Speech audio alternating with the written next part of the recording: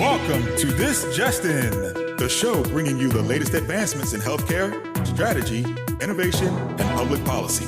And now, for the fastest voice in healthcare, here's your host, Justin Barnes.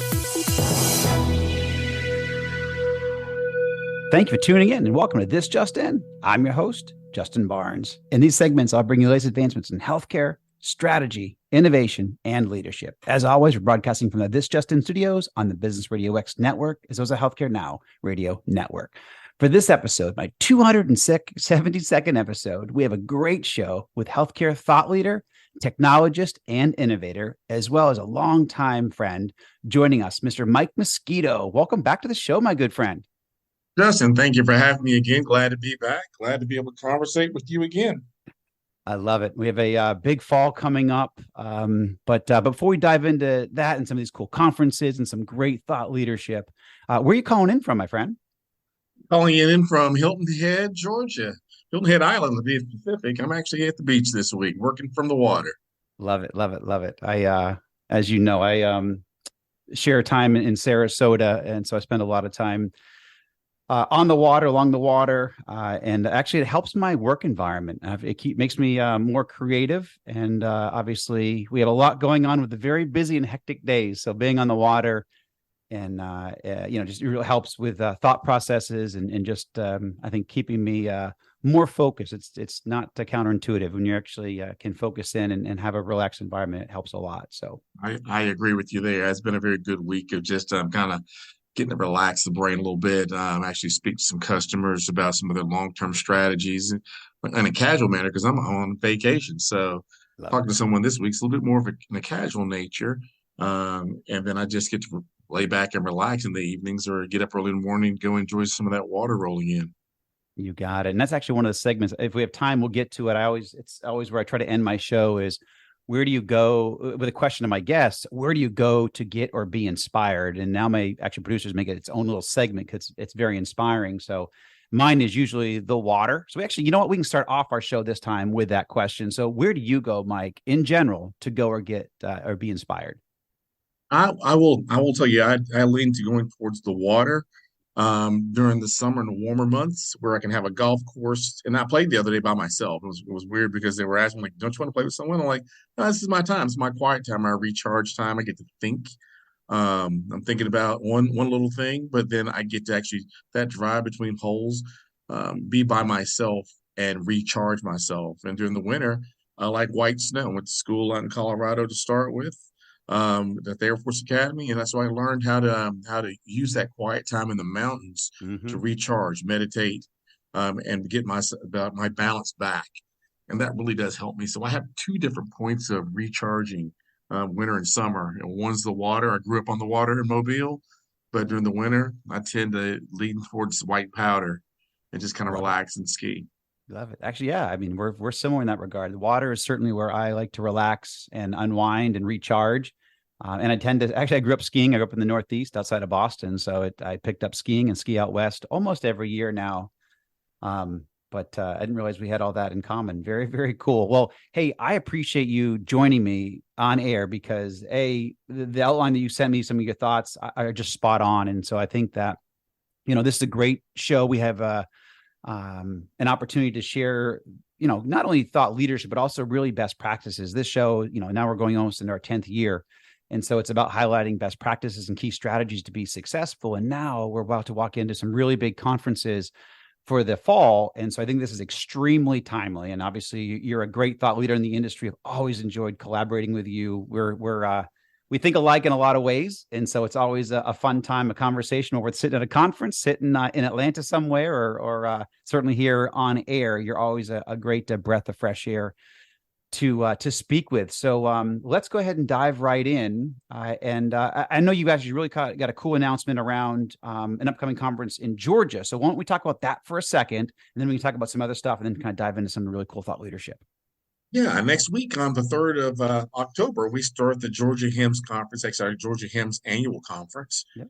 And we have a great lineup scheduled for those attendees, those partners, and those healthcare leaders who are going to be coming down to the Atlanta Waverly and be able to sit back, relax, and enjoy healthcare information technology firsthand from thought leadership and those leaders around the region. We brought in Ed Marks as our headliner Love to be Ed. able to have Ed's going to be coming in to open up the conference for us. And so we really wanted to make sure that the panels of CIOs that are going to be closing out the show are going to be thought-provoking and providing some insight to those partners that are looking to bring technologies into healthcare, these new emerging technologies, and be able to offer some insight into what they should be looking at on their strategic roadmap. So next week, Georgia HIMSS on the 3rd. If you can go to GeorgiaHIMSS.com, you'll be able to find the website. You'll be able to find it, or you can look me up on LinkedIn and you'll be able to find links to getting to that conference. But we look forward to having everyone around the region come and join us for Georgia HIMSS Annual Conference. You got it. Tuesday, October 3rd. And this is actually going to play and broadcast. We're going to do an encore broadcast as well throughout the week, so we can, publicize the Georgia HIMSS Conference. I've supported that, throughout the years, actually probably over the last decade at least, on the radio show. So it's a great annual conference, a great place. If you're in the Atlanta or even the Southeast area, it pulls from all over. Ed Marks is a great global speaker. Ed's amazing, a longtime friend of all of ours, great friend of the show actually as well. So you're in for a real treat there. And hopefully even if they hear the show after even Tuesday, October 3rd, people can actually just check out the Georgia HIMSS conference webpage, because obviously I'm sure you have a lot of good content posted there on the annual conference. But then also, Georgia HIMSS in general is a great society, because I think they actually in 2020 got Society of the Year. So it's really cool to see the all that Georgia is doing with you and others there. Love the team. So congratulations on that. And then certainly Sunday, October 8th starts the health conference out in Las Vegas. I'll be out there broadcasting live as well. So excited for that opportunity. But this show specifically this week is going to be focused on, just again, expertise and best practices that we're going to glean from this conversation and what we've been able to pull together over the last 20, 30 years, looking out over the industry. So, why don't we dive in, Mike? Again, I appreciate you taking the time to join us. And let's get some of your expert opinion. So, and you've done some really cool opinion pieces on this lately, and this is what really brought this show together today. But share your thoughts on a technologist perspective. And really going to, just so to prep my audience, we're going to walk through different, perspectives from technologists, healthcare providers, administrators. What are their roles in healthcare today? Because it's evolved tremendously. And then we're going to spend some time towards the end of the show just going through some best practices around Center for Excellence and Innovation, and also how to collaborate for success. Really key strategies around change management and what we're doing in healthcare today to really get the most out of our environments, give the most to our constituencies, our teams, our patients, our peers. So it's a great action-packed show. But let's dive in right now on the technology side. What's your perspective for technologists and their role in healthcare today, Mike? Well, a great question, and I will tell you, it depends on the technologist, and if they're on the provider side or they're on the partner side of healthcare, Justin. And I'll tell you, I've been very fortunate to see both sides. Yep. Right. Your perspective is based on what you're either delivering or you're having to consume and implement. And so I have a unique role as a technologist, having seen both and played on both sides of that coin and evaluating emerging technologies, developing strategies, guiding internal innovation, that technology is supposed to have a mindset of this is right for the organization. It's right for them to consume and be able to support. And then the consulting technologist that's presenting what their company is either sponsoring or funding that technology to be sold. They must be able to evaluate if it makes sense to introduce that to the health system, I should say. Mm-hmm. And not everything should be sold into healthcare. Not every technology is primed for healthcare. So this includes, on that strategic roadmap, what is the ROI for a health system to invest in this new technology? We all know the buzz around AI. We all know it applies to healthcare. But what use cases are important to healthcare now? How should it be introduced? Where should it be introduced? Because it's not saving doctors from visiting patients. That's not happening yet, right? They're still having to visit patients, diagnose and treat their patients. What happens is our AI is another tool that they have in their belt to be able to use to gather more data and information. So evaluating those challenges and opportunities that technology and technologists face is to determine, is it the right time, right place for that strategy to be developed? And then internally, how do I bring the ROI around that innovation that I brought to the facility? Absolutely. And the only thing I'll say there in the ROI is track that. This is good for the organization as well as the technologist, is to track that in the vendor, track that from day one. Like when you're going into this implementation, as you know, is, hey, what is the ROI that I should expect in year 1, year 2, year 3, year 4, and year 5, and then track that at least quarterly. Or, maybe it's however long. Every implementation is a little bit differently, but some of the stuff that I do, I try to do quarterly, just to make sure I'm getting the most out of it. But again, that based on what innovation you're deploying and supporting or service. So that's right. And I will tell you, Justin, the collaboration between the technologist and the healthcare provider or administrators is important too, because you can bring, this is the best, newest, and greatest, but if it's not fit in line with the healthcare provider or the administrator's plan for the system, you're going to break more than you're going to attempt to fix. So true. Wisdom. All right. So you bring up, healthcare providers. So let's talk about that now. So what is the healthcare provider's perspective and their role in healthcare today? I know it's a broad question, but I want to make sure we cover a lot of good ground and some best practices here. So not a problem. Well, I am very fortunate to have quite a few healthcare providers that I am currently working with. And I'll give you a perspective of a couple of those key ones that are now. One just received an award this past week for being an innovator of the year. And it's balancing the current state of the system and its operations while strategically planning to grow internal and external experience. That's internal employee experience and that patient experience. So their perspectives now is kind of pivoted. It used to be on, big iron. How many servers can I put in my data center? Now it's the experience that that data is there. That data is being aggregated. It's now in the cloud. We've moved to the cloud.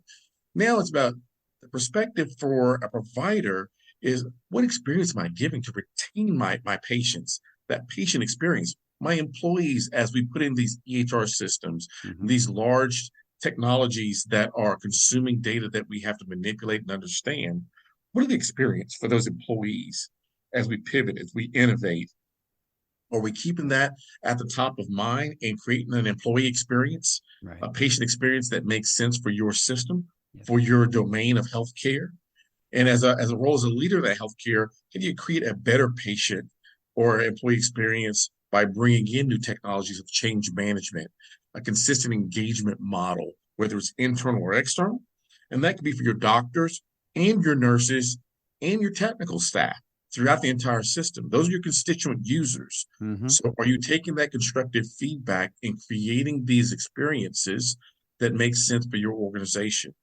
So as we change roles of healthcare providers in this new digital era, this era has to embrace technology. You're enhancing that patient engagement.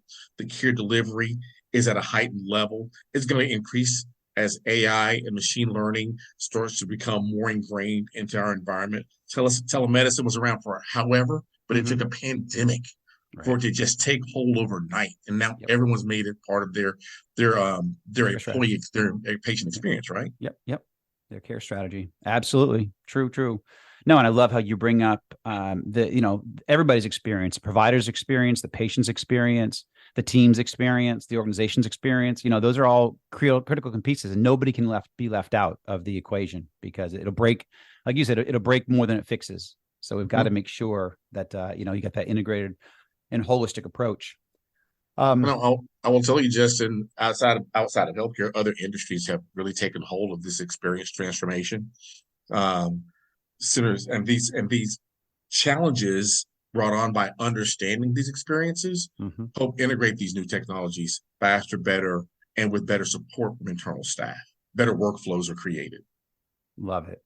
So, now taking off on that, that internal staff, in the teams there, what's the healthcare administrator's perspective and their role in healthcare today? So I'll say fostering innovation and excellence, right? That administrator is supposed to be able to look and say, hey, I've seen what our competition's doing downstream.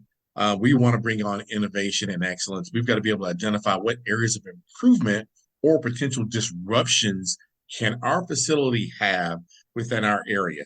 And as we're growing, as hospitals acquire other systems and they start growing their footprint within their region, how do I use this innovation to develop a culture of innovation and continuous improvement? And that improvement could be, again, internal, your internal operations, your internal staff, the employees, and it could be continuous improvement for how I touch my patient population.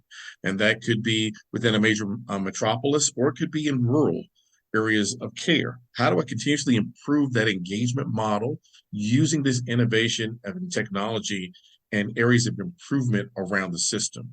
So I say leveraging centers of excellence for specialized expertise and being able to put a central repository of information and personnel together, leverage that around creating this fostered innovation environment that provides an excellent host for growing your system, balancing what you have for what's on site for your strategy and what innovative solutions have you seen that have transformed other facilities. How can you take hold of those? You may not be a leader in innovating technology, and most healthcare systems aren't. They're more of a laggard. They're going to wait and see what's going to happen, right?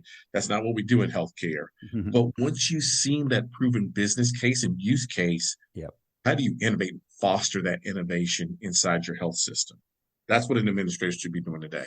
Yeah, and I completely agree. And it's really cool to see some of those leadership organizations, the kind of top 1, 2, 3, 4, 5%, they highlight a lot of innovation. Their C-suite are, global speakers on highlighting, their centers of excellence, or how do you bring, those best practices into your organizations? And a lot of those are our peers. You and I are friends with a lot of those people that do that. Yes. So it's cool to see that they share openly. And so, we need to be there on the other side, making sure that we're capturing what they're saying, capturing their best practices and their key strategies to success. And obviously, every environment's a little bit different, but there's always something that we can take back to our organizations. I mean, I used to travel all around the world looking at best practices, even went to Cuba to look at how, they have the lowest infant mortality rate. And we have one of the highest here in America, when you look at industrialized nations. So it's, what can we learn maybe from like a Cuba, in what they do. And they basically, they surround that mother with care during the 9 months of her pregnancy, and they can go into a home at any point during the 9 months. She gets 3 square meals a day. So they really support that mother and child. And those, again, bring those best practices. They also do community care much differently than we do, where, one provider takes care of 1,000 people in a community, or maybe 2,000 people in a community, depending upon which community. But anyhow, so they keep their cost of care way down, and the doctor knows everybody. I mean, say, how does he know 1,000 people? Well, they do, and they manage that. So anyhow, there are best practices globally that we can look at, and obviously here as people share those. And for those, we'll see that 1 to 5%, Justin. I think next week at Health, you'll see those healthcare systems, right? That's where we're going to see and talk to our friends about what they've been doing over the past year. That have propelled their institutions forward using innovation and this new thought leadership around excellence. Yep. And you're going to even see it at the Georgia HIMSS Conference, because Ed Marks comes from Cleveland Clinic. He's a CIO at Cleveland Clinic. And so you'll hear, and Ed would speak about their best practices for sure. And just those of you tuned in a little late today, my special guest is Mike Mosquito. And as my audience knows, Mike is a longstanding industry technologist and innovator for emerging solutions. So let's keep the theme going here on the Centers of Excellence and for Excellence. So please share some of your thoughts and best practices regarding those centers, Centers of Excellence or Centers of Innovation in healthcare today.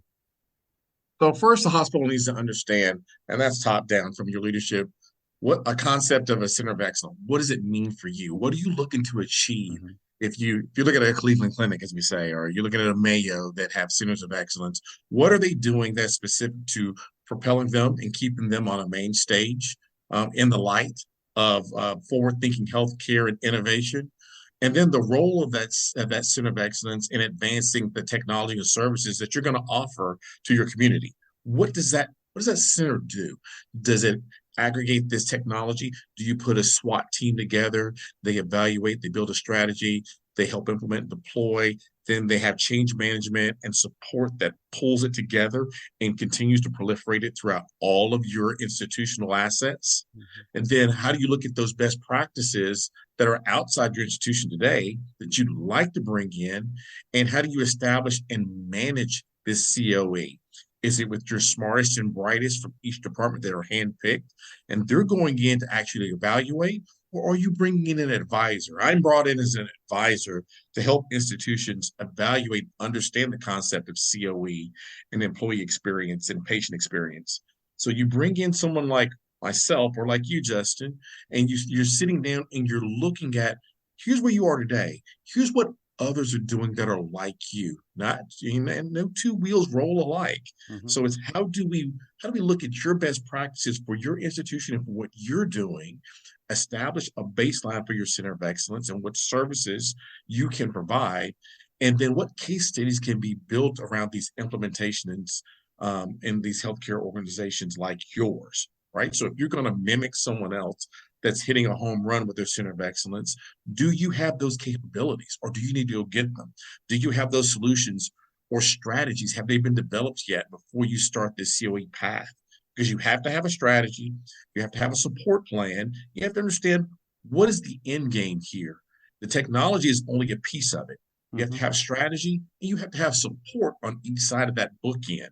So technology is going to come last, but you got to make sure that once you put a center of excellence together, what are you going to deliver, and can it be delivered above the excellence that you've already set as a bar? Because that's what the COE is there for, is to push the bar up in your organization. I love it. I love it. Another topic that I want to make sure we touch on, we got about 3.5 minutes here, is collaborating for success. Collaboration is so key. Doesn't matter what you have for technology or the smartest people you've got in the industry, or the best care providers. We have got to collaborate as a team, and we're only going to be successful together. So please highlight some of your best practices and thoughts for collaborating for success in healthcare today. For me, it's what I mentioned earlier. As a technologist, I like going to providers and those administrators and developing a roadmap and strategy. I am very blessed to be able to talk to the industry technology providers. My past at McKesson and Allscripts and Eclipsys put me in a place where I'm able to have conversations with technology providers and bring information back to these systems and break down silos of fostering interdisciplinary teamwork. My job is to bring people together, and from both sides. While I'm an advisor and consultant, I am also a person that fosters that innovation internal to a healthcare environment. I'm a trusted advisor. I consider myself one of those few out there that I can pick up the phone and call an administrator or a technologist, a CIO, a CFO, and a health system, and we can have a very frank conversation.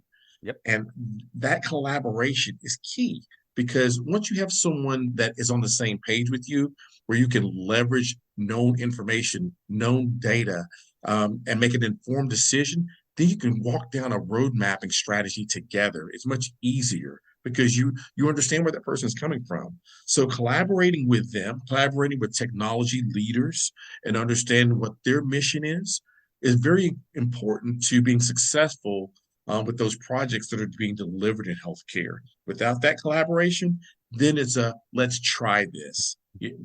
And that rarely works in healthcare. If you've got a proven business case and use case, it's here's our proof of concept around what we know. And we hope to see those same outcomes. But at the end, we've collaborated on what's been happening in other places. Here are the outcomes. And we're trying to get those same collaborative outcomes for our health system. Okay. No, that's awesome. I love it. We have about 1 minute left or so. So let's talk about some future trends and innovations in healthcare. What do you see out there, and maybe a lightning round of 60 seconds or so? I'll tell you, as we talk about what's happening with AI and potential impact with machine learning, it's going to push the envelope. We're going to be able to aggregate data globally around care and care regimens. If you're going in for a treatment, you're going to be able to look at cases that are global now, just not in your community or what that doctor can see based on what his optics are inside his health system. You'll be able to pull in data from all over with like physicians who are doing those same procedures. This changes the whole landscape of healthcare. And these advancements around precision medicine, genomics, what's been happening over in Europe for now over 10 years.